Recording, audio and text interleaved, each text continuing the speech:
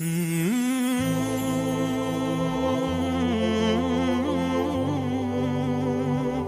اللہ الرحمن الرحیم والصلاة والسلام علی رسولہ الکریم وعلی آلہ وصحبہ اجمعین۔ 19ویں صدی میں ساری دنیا میں اسلامی سلطنت کا شیرازہ بکھر گیا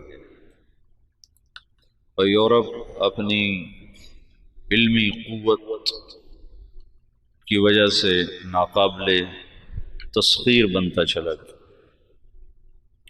ایک نسل علم کے لیے کھپی۔ نیوٹن جو اس کا سائنس کا نبی کہا جاتا ہے، نیوٹن وہ اپنی چارپائی پر ایسے سیدھا پڑا رہتا تھا، کروٹ بدلے بغیر 18 گھنٹے ایسے پڑا۔ میرے ابھی آپریشن میں اس ٹانگ کو ہلانا نہیں تھا تو میں عاجز ہو گیا تھا۔ چند گھنٹے کے بعد میں کہوں سے کوئی حرکت دو، میں عاجز آ گیا۔ وہ میری ٹانگ پکڑ کے بیٹھے رہے کہ نہیں ہلنے نہیں دینا، ہلنے نہیں دینا۔ اور نیوٹن 18 گھنٹے ایسے بے حس و حرکت ایسے پڑا، پھر ایک دم اٹھتا تھا، سامنے میز، کرسی، قلم، کاغذ، تو تیزی میں کرسی پر بیٹھنے کی بجائے میز کے اوپر ایسے جھک جاتا تھا اور قلم اٹھا کے ایسے لکھنا شروع کرتا، اور یہ 12 گھنٹے ایسے لکھتا جاتا تھا، 12 گھنٹے۔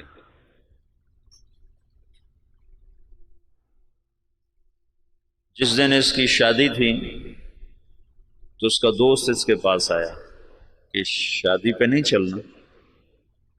تو اس نے پوچھا کس کی؟ کہا تمہاری؟ کہا میری؟ کب؟ کہا آج۔ کہا مجھے تو یاد ہی کوئی نہیں۔ آئنسٹائن نے بیوی سے کہا کھانا لاؤ، اور خود پڑھنے بیٹھ گیا۔ تو وہ آئی، جب یہ ہیوسٹن میں تھا، ہیوسٹن میں ہی مرا، 1955 میں مرا، تو اس نے کہا میں کھانا رکھ کے جا رہی ہوں۔ انہوں نے کہا ٹھیک ہے۔ اس نے میز پہ ایسے کھانا رکھ دیا، انہوں نے کہا ٹھیک ہے۔ تو اس نے ایسے اٹھا کے کھانا شروع کر دیا اور پڑھنا شروع کر دیا۔ تھوڑی دیر کے بعد اس کی بیگم آئی تو اس نے دیکھا کھانا ویسے پڑا ہوا ہے۔ انہوں نے کہا تم نے کھانا نہیں کھایا؟ کہا میں نے کھا لیا ہے۔ کہا کب کھایا؟ کہا ابھی کھایا۔ کہا دیکھو یہ سارا ویسے ہی پڑا ہے۔ اس نے دیکھا تو سارے کا سارا ویسے ہی پڑا ہوا۔ تو اس نے کیا کھایا تھا؟ قریب ایک گلدان میں پھول تھے، پھولوں کا گلدستہ، تو وہ ہاتھ ادھر جانے کے بعد ادھر گیا تو وہ پھول ہی کھاتا رہا، کڑوے کسیلے، اور اس سے کوئی احساس نہیں ہوا۔ تو کتاب کھول چکا تھا۔ اس طرح اللہ نے ان کو علم دیا۔ اور مسلمان یقیناً زوال کا شکار تھے، بڑھاپا تھا، تو جو خلافت عثمانیہ تھی وہ دم توڑ چکی تھی۔ 1914 میں پہلی جنگ عظیم ہوئی جس میں ترکی نے جرمن کا ساتھ دیا۔ 1918 میں وہ بری طرح شکست پر ختم ہوئی۔ ہندوستان میں انگریز 1857 میں پوری طرح غالب آ گئے۔ رنجیت سنگھ کی حکومت تھی، انہوں نے اس کو نہیں چھیڑا۔ جب رنجیت سنگھ کے مرنے کے بعد وہ 1890 کے قریب مرا ہے، تو انہوں نے جو اس سے پہلے کچھ مجھے سن پورا یاد نہیں، تو انہوں نے اس کا جو بیٹا تھا کھڑک سنگھ وہ بنا، وہ بہت شراب پیتا تھا، تو شراب پیتے پیتے ہی مر گیا۔ اور اس میں وہ بیدار مغزی نہیں تھی رنجیت سنگھ والی۔ پھر دلیپ سنگھ تھا اس کے بعد چھوٹا سا، جب وہ حکمران بنا تو انگریزوں نے اس وقت پھر پنجاب پہ قبضہ کر لیا، پھر سندھ بھی ان کے قبضے میں چلا گیا۔ تو یہاں ایک مستحکم برطانوی راج تھا۔ تو اس وقت دین کی بقا کے لیے کیا کیا جائے؟ پھر دفاعی رخ پر لوگ آ گئے۔ تو مولانا قاسم صاحب کے ذریعے سے 1864 میں دیوبند کی بنیاد پڑی۔ سر سید احمد خان بھی اللہ اس کی بخشش فرمائے، وہ بھی مسلمانوں کے ہمدرد تھے، وہ بھی چاہتے تھے مسلمان عزت پائیں، لیکن ان کی سوچ یہ تھی کہ یہ دنیاوی تعلیم حاصل کریں تو اس سے یہ آگے نکلیں گے۔ تو اس سوچ پر انہوں نے 1875 میں علی گڑھ میں اسکول کی بنیاد رکھی۔ یہ دونوں حضرات مولانا مملوک علی کے شاگرد ہیں دلی میں۔ 1880 میں مولانا الیاس صاحب پیدا ہو رہے ہیں۔ ان کے والد مولانا اسماعیل صاحب رحمۃ اللہ علیہ یہ صدیقی خاندان سے تھے، ان کی والدہ بھی صدیقی خاندان سے ہیں۔ یہ مظفر نگر کے تھے، والدہ کاندلہ کی تھی، یہ دوسری شادی سے تھے۔ نظام الدین میں ایک مغلوں کی عمارت بنی ہوئی ہے، 64 کھمبا اس کو کہتے ہیں، 64 کھمبا۔ اس کا جو گیٹ ہے، یہ جیسے ہمارا گیٹ چھتا ہوا ہے، آگے چھت ہے، ایسے وہ چھتا ہوا گیٹ ہے، اس کے اوپر ایک پرانی برادری سی تھی، اس میں وہ رہا کرتے تھے مولانا اسماعیل صاحب، مولانا الیاس صاحب کے والد۔ وہاں سے ہجرت کر کے آئے اور اس پرانی مسجد کو انہوں نے آباد کیا۔ یہاں وہ کیسے پہنچے؟ یہ 1876 کی بات ہے، تقریباً 76 کی بات۔ یہاں وہ کیسے پہنچے اس کا کچھ پتہ نہیں، کیسے آئے، کس جذبے کے تحت آئے، کون لے کر آیا تھا، اللہ کا غیبی نظام۔ چونکہ یہ جگہ غیر آباد تھی، یہاں مرزا الہی بخش تھا، اس کی یہ جاگیر تھی۔ مرزا الہی بخش یہ بہادر شاہ ظفر کا سمد ہی تھا، یعنی بہادر شاہ ظفر کے بیٹے سے اس کی بیٹی کی شادی ہوئی تھی، اور مرزا الہی بخش بھی انگریزوں سے مل گیا تھا، اور وہ بھی جنگ آزادی کے ختم کرانے والوں میں ایک کردار تھا، اور غداری کا اس نے بھی بڑا صلہ پایا تھا۔ یہ مسجد مرزا الہی بخش نے بنوائی تھی، چھوٹی سی، ابھی تک وہ مسجد باقی ہے۔ تو ایک دفعہ مولانا اسماعیل صاحب یہ باہر نکلے ڈھونڈنے کے کوئی آدمی ملیں تو ان کو مسجد میں لاؤں، کہ ویران جگہ تھی یہ۔ تو کچھ لوگ جا رہے تھے دلی، یہ میوات سے پہلا تعارف ہونے لگا، تو ان سے پوچھا بھئی آپ لوگ کہاں جا رہے ہو؟ کہا جی دلی جا رہے ہیں مزدوری کرنا۔ تو انہوں نے کہا اگر میں مزدوری دے دوں تو میرے ساتھ چلو گے؟ کہاں تمہارے ساتھ چلو؟ ایک دن کی مزدوری 2 آنے تھی، 2 آنے۔ تو وہ 5-6 آدمیوں کو لے کر مسجد میں آ گئے اور ان کو وضو سکھایا، طہارت، نماز سکھا کر سارا دن اپنے ساتھ رکھا۔ پھر تعارف پہ پتہ چلا کہ یہ میواتی ہیں۔ میواتی کون ہیں؟ اس کے بارے میں مورخین کی رائے یہ ہے کہ یہ جو ہندوستان کی قدیم قومیں ہیں ان میں سے ہیں میواتی۔ ایک تو ہے نا آریہ نسل جو وسط ایشیا سے آئے اور انہوں نے پورے ہندوستانی خطے پر قبضہ کیا۔ آریہ نسل کے لوگ راجپوت اور جاٹ یہ کہلائے، اور ان کی اور کئی قسمیں بنی۔ جو لوگ یہاں قدیم آباد تھے ان میں سے ایک قوم میو بھی ہے، یہ ہندوستان کی قدیم آباد قوم ہے، اور یہ بہت مار دھاڑ والے اور بہت زیادہ لڑائی مار کٹائی والے، لوٹ مار ان کا پیشہ تھا، کوئی مہذب زندگی ان کی نہیں تھی۔ مولانا محمد اسماعیل صاحب رحمۃ اللہ علیہ نے سب سے پہلے ان کو اپنا گرویدہ بنایا، تو انہوں نے جا کر واپس کہا کہ آج تو بڑے آسان کام ملے، صرف اٹک بیٹک تھی، نماز اور منہ ہاتھ دھونا تھا اور دعانے مل گئے۔ بڑے سارے وہ حیران ہو گیا، بڑا اچھا کام ملا بھائی، کوئی مسئلہ ہی کوئی نہیں، نہ کوئی پتھر توڑے نہ کوئی وزن اٹھایا، اور کام ہمارا بڑا چوکھا چوکھا ہو گیا۔ یہ ابتدا ہے۔ مولانا الیاس صاحب رحمۃ اللہ علیہ، یہ مولانا اسماعیل صاحب کا جو دوسرا نکاح ہے یہ 1868 میں ہوا، دوسرا نکاح۔ مولانا الیاس صاحب رحمۃ اللہ علیہ سے پہلے مولانا یحییٰ صاحب پیدا ہوئے، اور پہلی بیوی سے مولانا محمد صاحب تھے، اور 1880 کے آس پاس میں مولانا الیاس صاحب پیدا ہوئے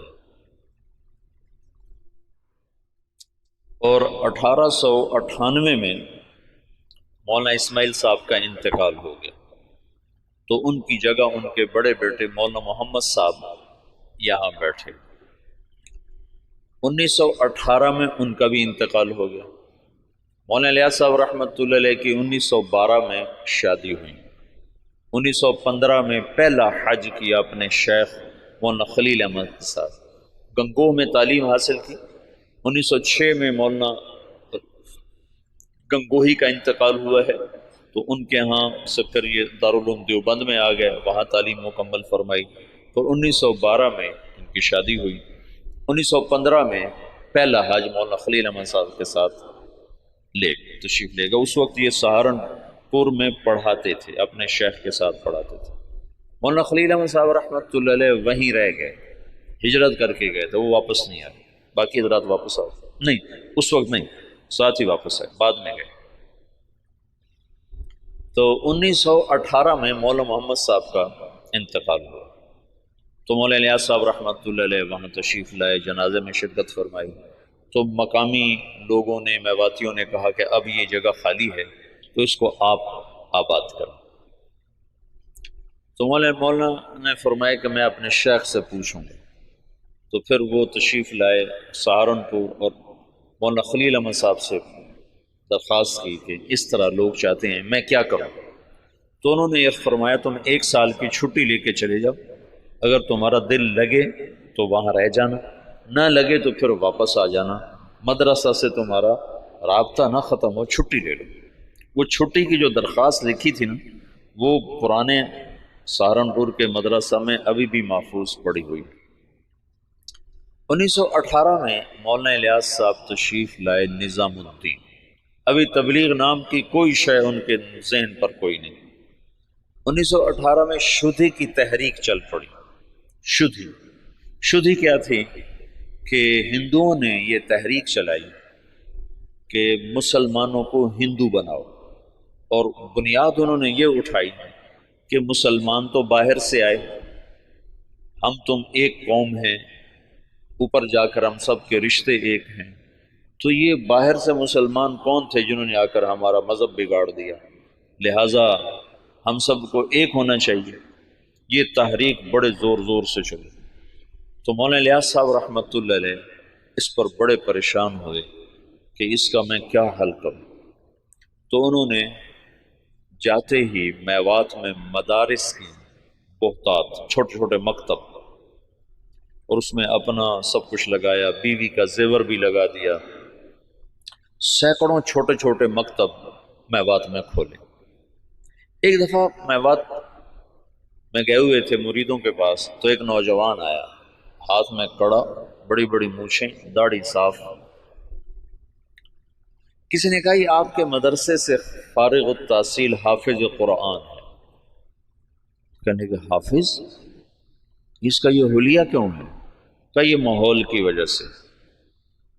تو یہ پہلی چوٹ لگی اور دل میں خیال آیا، جب تک تمام طبقات میں دین نہیں آتا تو چند طبقوں میں دین کا لانا یا چند طبقات میں دین کا آنا یہ نہ کافی ہے، نہ یہ ذریعہ نجات ہے، پوری امت کا مسئلہ ہے۔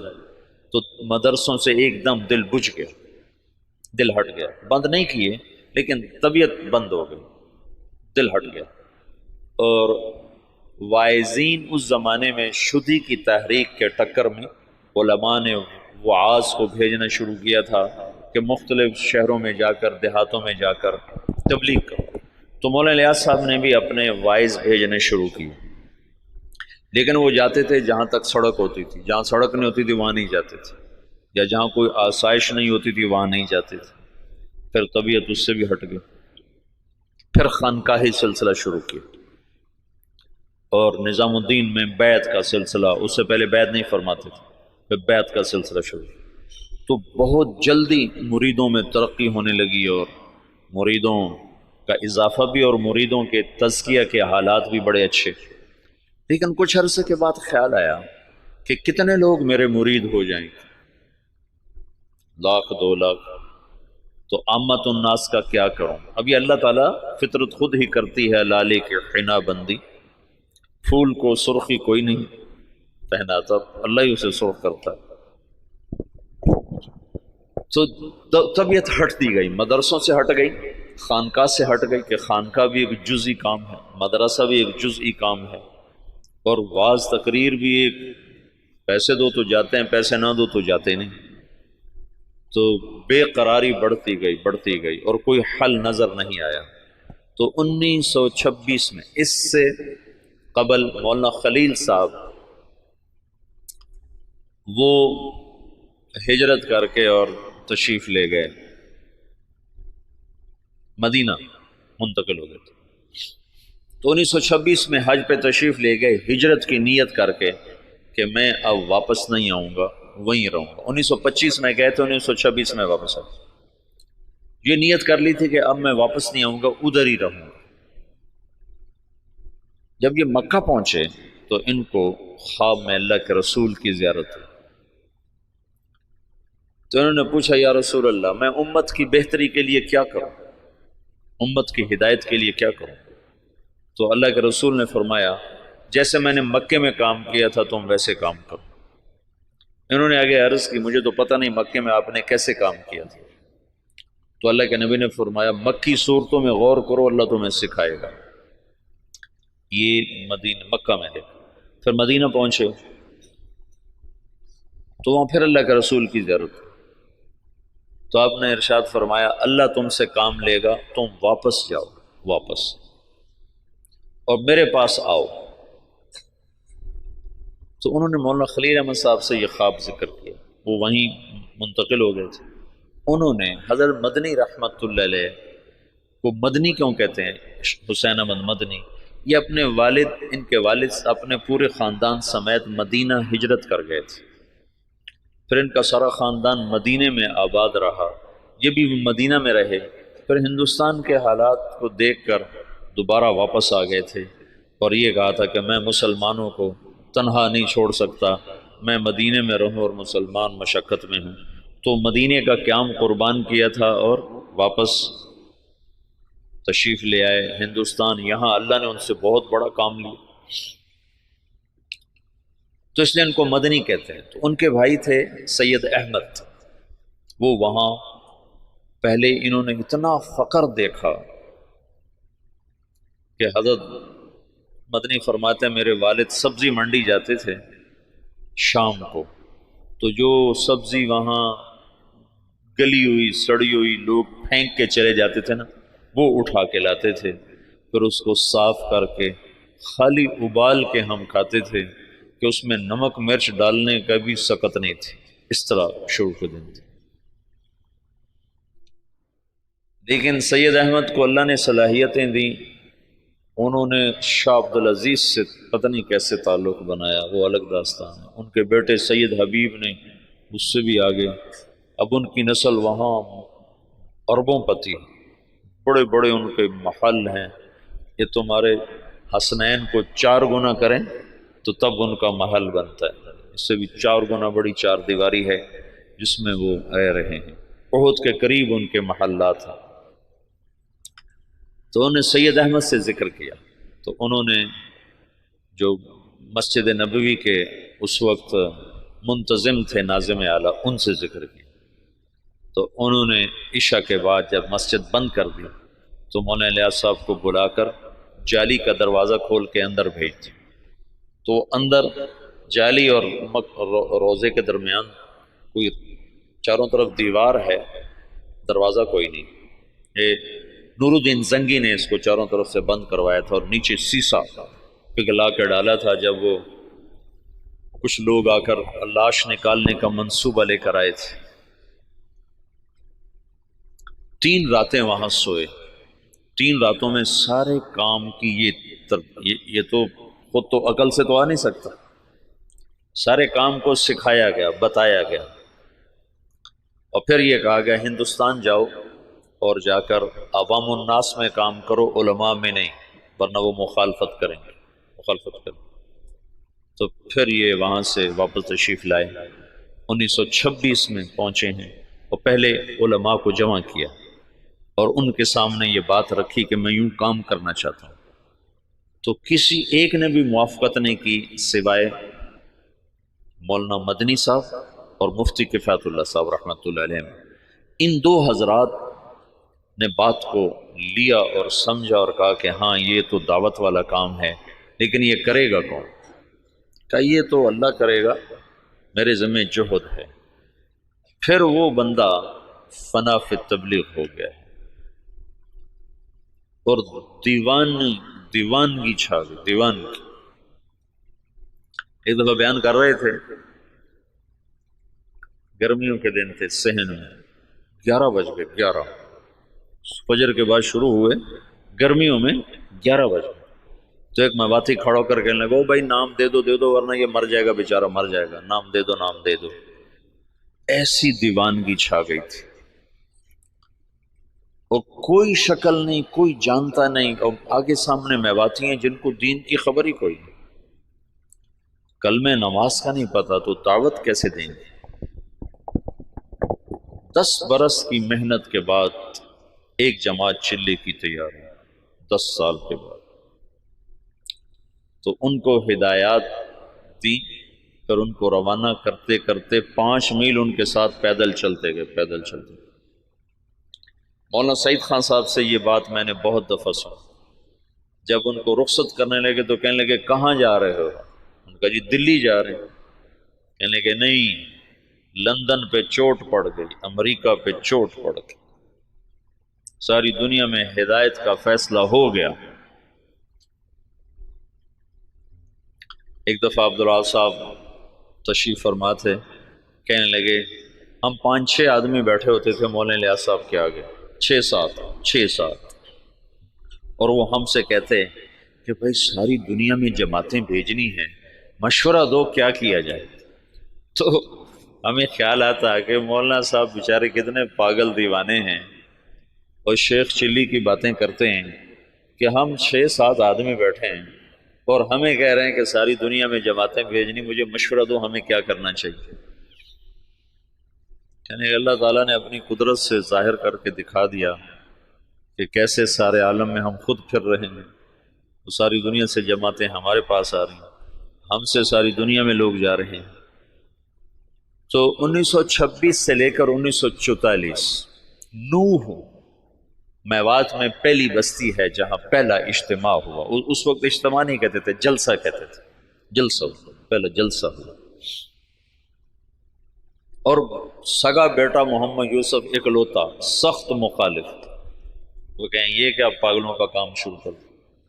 ان کا ذہن ذوق سارا تعلیمی تصنیفی۔ 21 سال کی عمر میں طحاوی کی شرح لکھی، جو حدیث کی مشکل ترین کتاب ہے طحاوی، اس کی شرح 21 برس کی عمر میں لکھی۔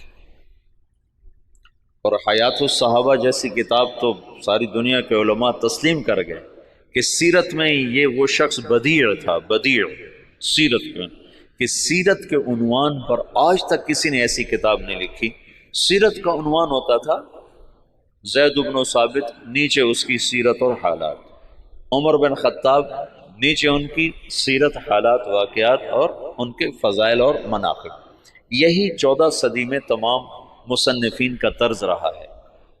یہ پہلا شخص ہے جس نے اسلوب جدید دیا، بدیع اسلوب، آج تک کوئی یہ اسلوب لے نہ سکا۔ حیات الصحابہ ہے سیرت، لیکن حیات الصحابہ، کیف کانت صلاتہم، کیف کان علمہم، کیف کان جہادہم، اس کے نیچے کئی صحابہ کے واقعات۔ یہ ایک کو عنوان بنا کے نہیں، عنوان صفت کا اور نیچے واقعات مختلف شخصیات کے۔ یہ پہلی دفعہ ہوا تصنیف و تالیف کی تاریخ میں۔ اس کتاب نے اتنی قبولیت حاصل کی کہ دنیا کے ہر بڑے مکتبے میں حیات الصحابہ پڑھی ہوتی۔ تو ان کا تو ذہن تھا سارا تعلیمی اور تصنیفی۔ وہ کہیں یہ میرے ابا کو ہو کیا گیا؟ ان کو اللہ کی طرف سے الہام ہو چکا تھا۔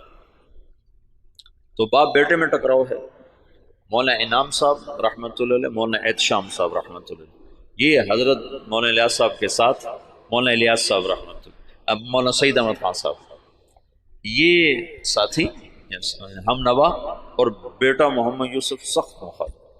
میاں جی بدر الدین رحمۃ اللہ علیہ تھے، میں ان سے ملا تھا نظام الدین میں 82-83 میں گیا تھا، مجھ سے کہنے لگے کہ ہمیں مولانا الیاس صاحب بھیجتے کہ جاؤ یوسف کو کارگزاری سناؤ، شاید اس کا کوئی دل نرم پڑے۔ تو جب ہم جاتے تو اپنے لکھنے پڑھنے میں لگے ہوتے تھے، تو ہمیں دیکھتے ہی کہتے مجھے پتہ چل گیا تمہیں بوڑھے نے بھیجا ہے کہ جاؤ اس کو کارگزاریاں سناؤ، بھاگ جاؤ، میرے پاس کوئی وقت نہیں تمہاری فضولیات سننے کے لیے۔ کہ ہمیں بھگا دیتا تھا مولوی حسن، کہتا تھا مجھے پتہ ہے تمہیں بڈھے نے بھیجا ہے کہ جاؤ اسے کہانیاں سناؤ، میں نہیں آتا تمہاری کہانیوں میں۔ بیٹا ایسے مخالف تھا۔ اور علماء عوام خواص بھول چکے تھے کہ دعوت فرض منصبی ہے۔ وَكَذَلِكَ جَعَلْنَاكُمْ أُمَّةً وَسَطًا لِتَكُونُوا شُهَدَاءَ عَلَى النَّاسِ، یہ تو شہداء اللہ الناس کا فریضہ پوری امت کے ذمے ہے، اور سارا عالم ہمارے ذمے ہے۔ میاں جی بدر الدین، یہی بدر الدین بتاتے ہیں، میں بیان کر رہا تھا تو سامنے کچھ لوگ بیٹھے تھے 10 12 15، تو پیچھے سے مولانا الیاس صاحب آ گئے، کہنے لگے بدر الدین اب کن میں بیان کر رہے ہو، کن کو سنا رہے ہو، کن کو سنا رہے ہو؟ کہا جی ان کو سنا رہا ہوں، اور جو سامنے بیٹھے ان کو سنا رہا ہوں۔ اے تیرا بھلا ہو جائے، اونٹ کی نیت کر، اونٹ، اونٹ میواتی زبان میں آخری کنارے کو کہتے ہیں، آخری کنارہ، کہ دنیا کے آخری کنارے کی نیت کر کہ میں یہ بات دنیا کے آخری انسان تک کو سنا رہا ہوں، ایسے وہ نیت کرواتے تھے۔ اپنی زندگی میں 2 کمرے بنائے تھے مسجد میں داخل ہو کر، جنوب کی طرف، اوپر ان میں کھڑکیاں، کھلی کھلی دروازے، اور یہ فرمایا کہ یہاں غیر ملکی مہمان جب آئیں گے تو ان کو تم نے یہاں ٹھہرانا ہے۔ تو وہ بیچارے ان کے مرید حیران ہوتے کہ ادھر مقامی کوئی نہیں آتا تو غیر ملکی کہاں سے آئیں؟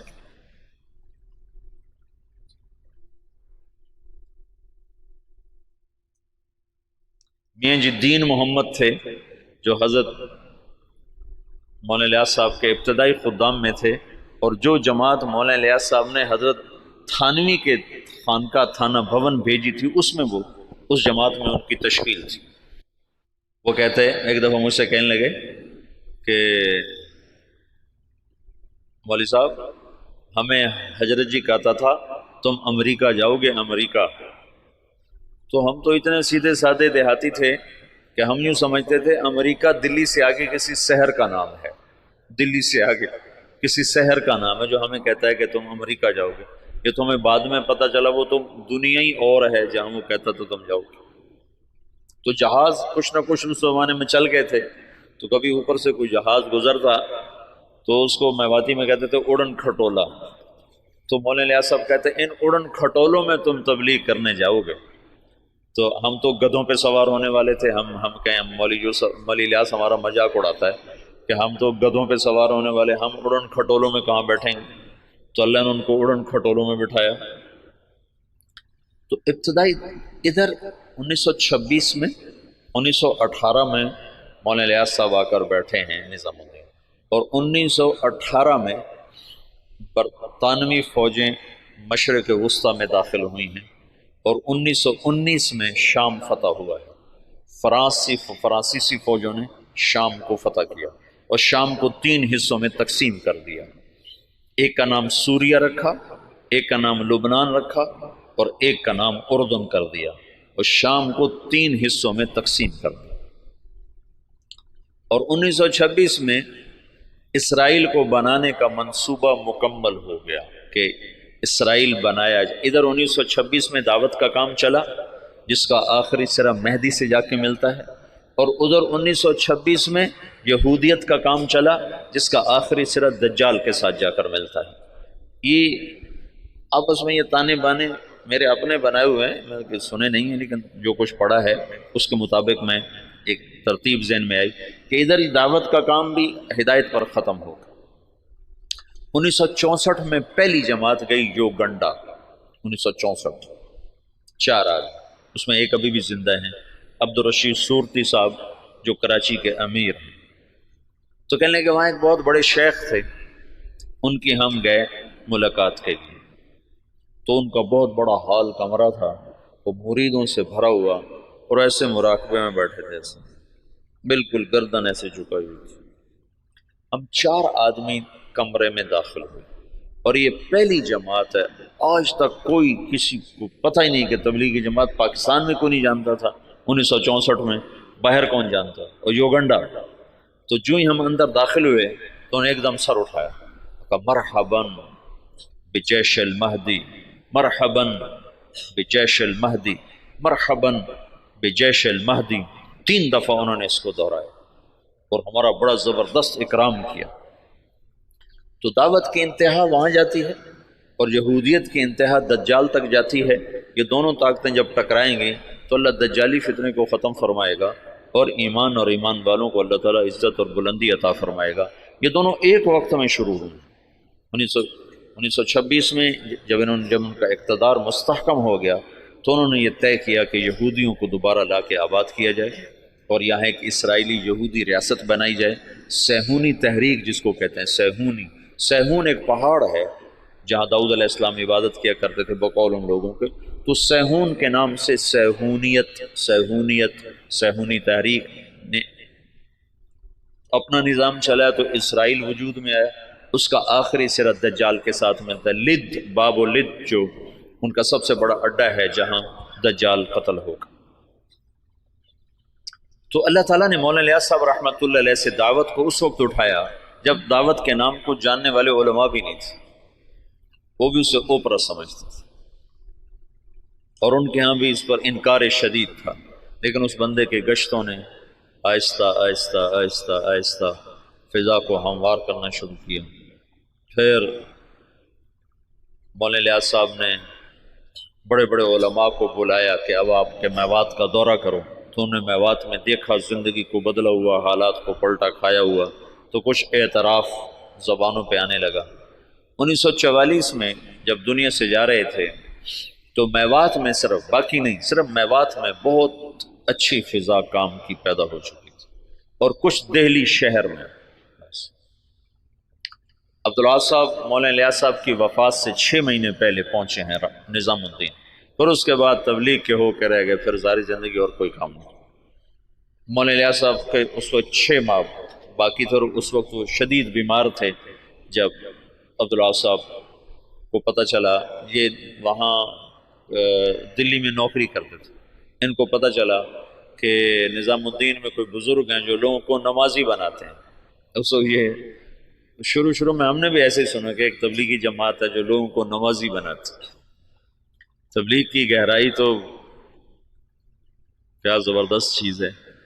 تو کہنے لگے میں دیکھنے گیا کہ بھائی وہ کیسے نمازی بناتے، تو بس وہ جو پہلی دفعہ گئے تو وہیں کے ہو کے رہے۔ مولانا سعید خان صاحب کو 4 سال کی صحبت نصیب ہے، مولانا الیاس صاحب کی صحبت میں 4 برس رہے، مسلسل 4 برس گزارے۔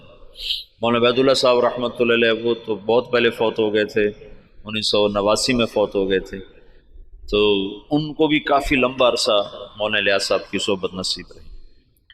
بیٹے مخالف تھے، تو 1944 میں جب مولانا الیاس صاحب کا انتقال ہونے لگا ہے تو انہوں نے مولوی یوسف صاحب کو بلا کر کہا بیٹا آجا مل لے میں جا رہا۔ وہ جو سینے سے لگایا اس میں نسبت اللہ نے منتقل فرما دی، اور مولانا یوسف صاحب نے فرمایا اپنے باپ کے مرنے سے 1 دن پہلے مجھے تبلیغ پہ 100 اعتراض تھے، 100 اعتراض۔ باپ کے مرنے کے بعد اللہ نے تبلیغ کا کام کھولا۔ مولانا الیاس صاحب تبلیغ کے کام کو اجمالی طور پر چھوڑ گئے تھے، مولانا یوسف صاحب نے اس کو کھولنا شروع کیا۔ دن میں 18 گھنٹے بولنے والا آدمی تھا،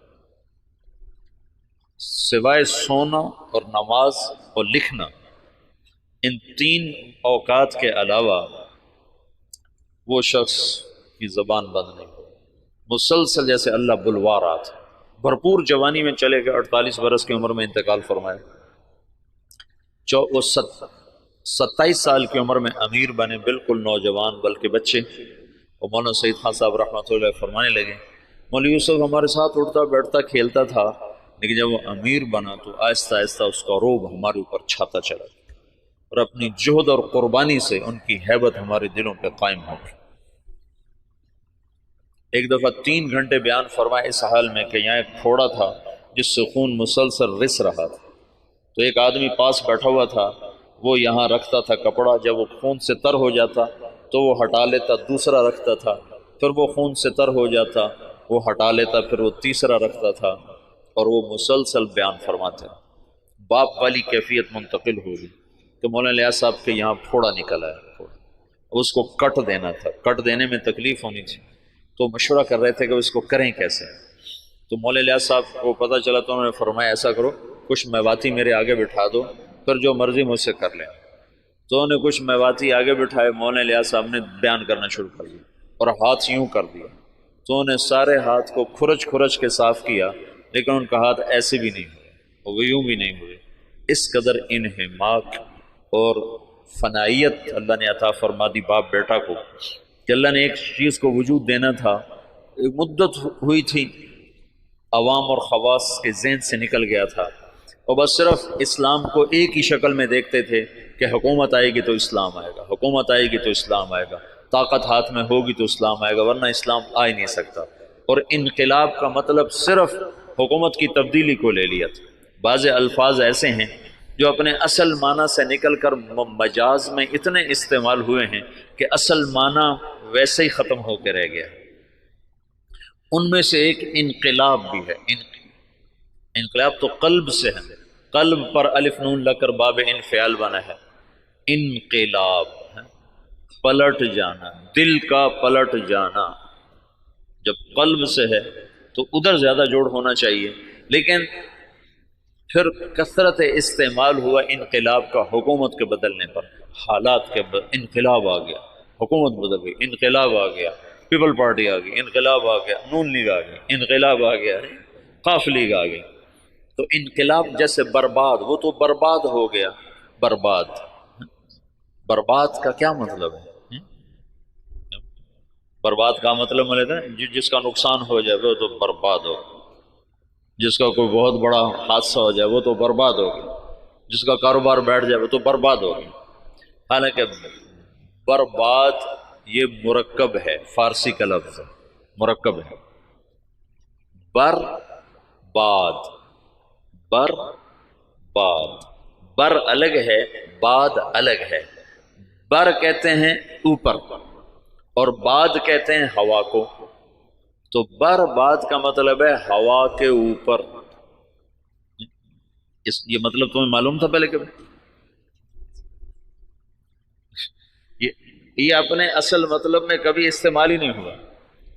بر باد، جس کی دکان بیٹھ جائے وہ ہوا میں اڑ رہا ہوتا ہے.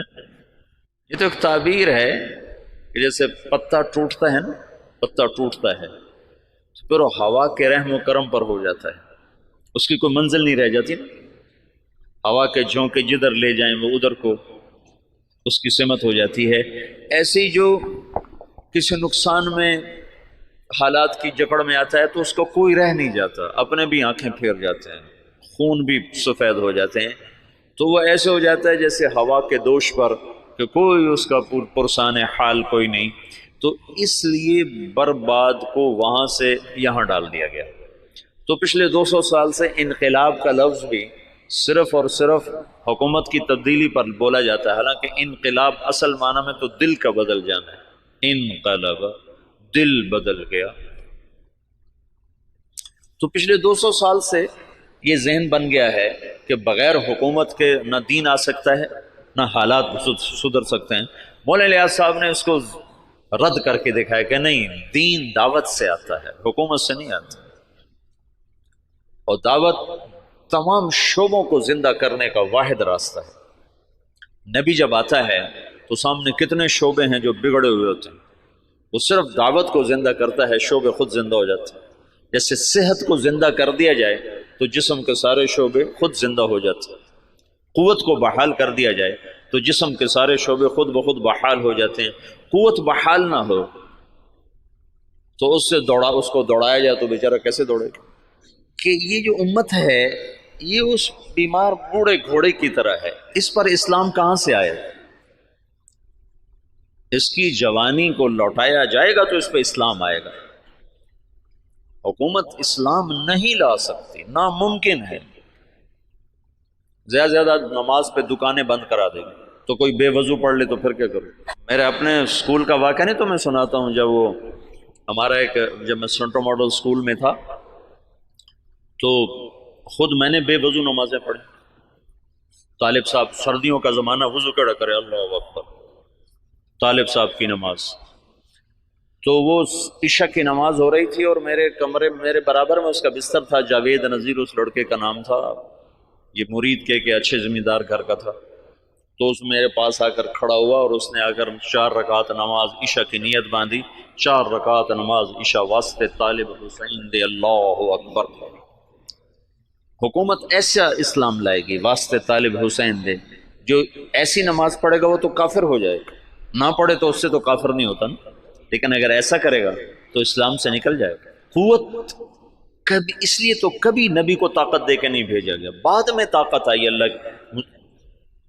جو اللہ کے نبی کو حاصل ہوئی بعد میں ہوئی، پہلے تو فقیر بن کے کھڑے ہوئے کہ نہ کوئی مال کے لالچ میں کلمہ پڑھے، نہ کوئی تلوار کے خوف سے کلمہ پڑھے، صرف اللہ کے تاثر سے کلمہ دل میں اترے۔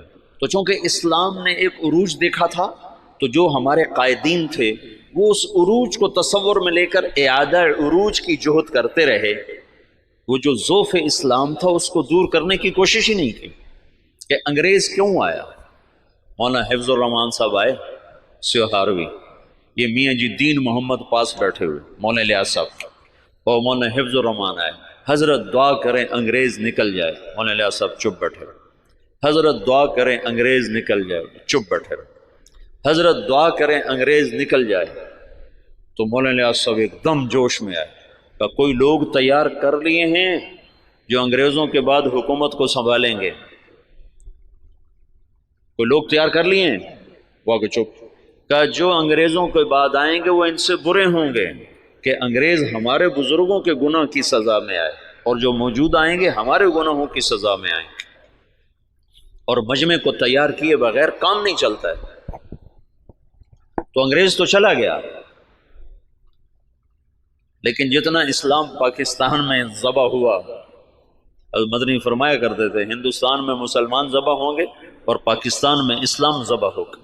یہ مولانا الیاس صاحب نے پرانا سبق زندہ کیا کہ دعوت وہ واحد سبب ہے جس سے دین آتا ہے، اور میں چلنا ہی نہیں چاہتا تو مجھے زبردستی کیسے چلاؤ گے؟ تم مجھے زبردستی نماز پڑھاؤ گے تو کتنی پڑھا لو گے؟ اور جو 90% اخلاقیات ہیں وہ کیسے لاؤ؟ ماں کی خدمت کیسے کرواؤ؟ باپ کے آگے چپ رہنا کیسے سکھاؤ؟ بیوی سے حسن سلوک کیسے سکھاؤ؟ وفاداری کیسے سکھاؤ گے؟ رات کو اللہ کے سامنے رونا کہاں سے لاؤ گے؟ جب تم زانی کو کوڑے مارو گے، شادی شدہ کو سنسار کرو گے اور بازار بند کرا دو گے، ٹھیک ہے ہو گئے بند، لیکن نماز کس کو پڑھاؤ گے؟ مجھے مدینہ میں ایک نوجوان ملا، دیرہ غازی خان کا، کہنے لگا 10 سال سے مدینے میں بغیر وضو کے نماز پڑھی، 10 سال۔ کہیے تو میں نے تمہاری کیسٹیں سنی تو مجھے ہدایت ملی ہے، تو میری بخشش ہو جائے گی؟ میری بخشش ہو جائے گی؟ تو 10 سال مدینے میں بغیر وضو کے نماز پڑھی۔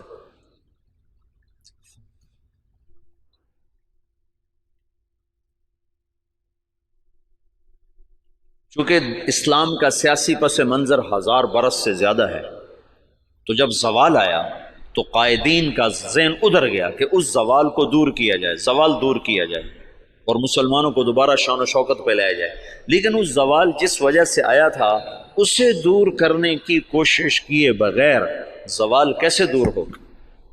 جب 95% لوگ بے نمازی ہوں زوال کیسے دور ہوگا؟ جب 100% لوگ بد اخلاق ہوں، ماؤں سے بدتمیز ہوں، باپ کا گریبان پکڑیں، ترازو میں ناپ تول میں کمی کریں، خود جوئے کے اڈے چلائیں، زنا کے اڈے چلائیں، نشے کے اڈے چلائیں، تو ان میں کیسے دین کون لائے گا؟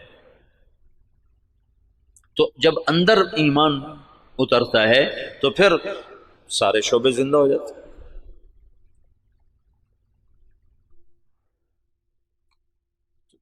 مولانا الیاس صاحب کے ذریعے سے پرانا سبق زندہ ہوا کہ دعوت وہ سبب ہے جس کے ذریعے سے اللہ نے ہر دور کے باطل کو توڑا، ہر دور کے باطل کو توڑا۔ تو 1926 میں یہ کام شروع ہوا، شخصیات کے جانے سے کوئی فرق نہیں پڑا ہے، اور اب عجب العجائب ہے کہ 15 برس ہو چکے ہیں، امیر کوئی نہیں، ایک شورا ہے اور کام اسی طرح چل رہا ہے۔ اور عجب العجائب ہے کہ گونگے بھی دین کے داعی بن کے چل رہے ہیں۔ ابھی 1 سال کی جماعت گونگوں کی یمن سے کام کر کے واپس آئی اور 7 مہینے کی دوبارہ ملائیشیا جانے کے لیے تیار کھڑی۔ یہ اسلامی تاریخ میں پہلی دفعہ ہو رہا ہے کہ گونگے دین کے داعی بن جائیں، اور پہلی دفعہ جب سے سورج چمک رہا ہے کانگو کے جنگلوں میں جماعت پہنچی جہاں اتنے قد کے بونے رہتے ہیں، بونے، اقزام، وہ 4 فٹ کا بڑا جوان ہوتا ہے، جس کا قد 4 فٹ ہو وہ سب سے نمایاں نظر آتا ہے۔ یا 4 فٹ والا تو ہم گودی میں اٹھائے پھرتے، وہ 4 فٹ والا بڑا جوان ہوتا ہے، آم کا 3 فٹ، 3.5 فٹ، پونے 4 فٹ، اور 4 فٹ والا بڑا چوڑا ہو کے چلتا ہے، اور ننگے رہتے ہیں، مرد عورت کوئی کپڑا استعمال نہیں کرتا، اور کوئی باہر کی دنیا سے ان کا تعلق کوئی نہیں ہے۔ سانپ کاٹے تو علاج ان کا جنگل میں موجود ہے، کانٹا چبھنے سے سانپ کے ڈسنے تک سارا علاج اپنے جنگل سے کرتے ہیں، غذا ان کی جنگل کے جانور ہیں، ہر چیز کھاتے ہیں، اور طاقتور اتنے ہیں کہ ہر آدمی 5 سے 6، 7 سے 8 شادیاں کرتا ہے، کوئی کشتے نہیں کھاتے۔ کتنے لوگ بیچاروں کے گردے مر ختم ہو گئے کشتوں کے چکر میں، گردے گنوا بیٹھے، گولی اندر تے دم جلندر چلا گیا۔ ان کو اللہ نے ایسی قدرتی طاقت دی ہوئی ہے، اور جب سے وہ پیدا ہوئے انہوں نے اسلام کا نام نہیں سنا۔ آج سے 12 برس پہلے وہاں پہلی تبلیغی جماعت پہنچی، مالی سے جماعت بنی، مالی، وہ گئے کانگو، کانگو سے گئے جنگل، اور جنگل کے ترجمان ساتھ لیے، انہوں نے وہاں دعوت کا کام چلایا، تو 270 آدمی پہلی دفعہ مسلمان، اور ان کو لباس وہ بیچارے لباس پہن کے اوکھے ہو گئے، ایک ہی کیتا جو سڑے نال ہے، اوکھے ہو گئے۔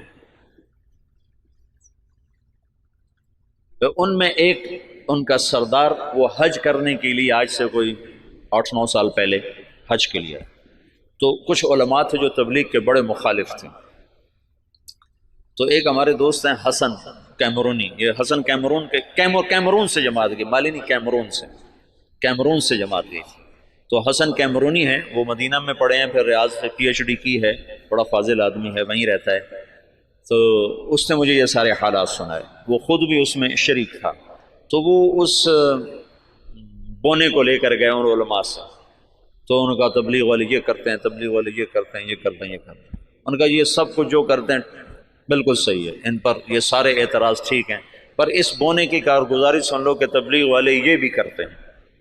جب انہوں نے سنے حالات تو وہ سارے رونے لگے اور کہنے لگے تبلیغ حق ہے، ہم نفس پرستی کا شکار، اور اب ان کی تعداد تقریباً کوئی